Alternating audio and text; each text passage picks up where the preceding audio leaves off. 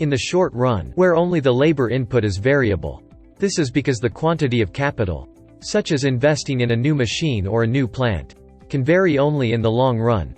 Our discussion also showed that while the firm operates in the short run, its decision on whether to either continue or exit the market in the long run is based on its profitability.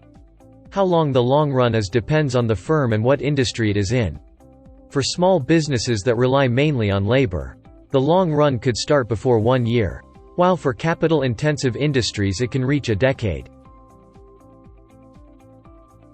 Remember that in the short run, when capital is fixed, adding more units of labor will increase short-run total cost at a decreasing rate due to specialization. After a certain level of output, the effect of diminishing marginal returns to labor kicks in and causes short-run total cost to increase at an increasing rate.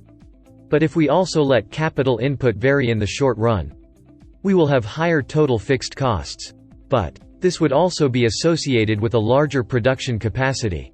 Then, the firm will be able to maintain profitability by investing in capital, such as machines, equipment and plants. So, there's a different level of output for each level of investment in capital, or plant size. Here, we can draw a short-run average total cost curve, denoted by SATC for each level of capital. Additionally, a corresponding long-run average total cost curve, denoted by LRAC, can be achieved by crossing the lowest point of each SATC.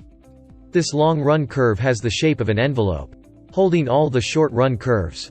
When the company decides to increase all of its inputs to produce a larger output in the long run, we say that it is scaling up its production. Find the full Economies and Diseconomies of Scale video on www.CogniVisio.com.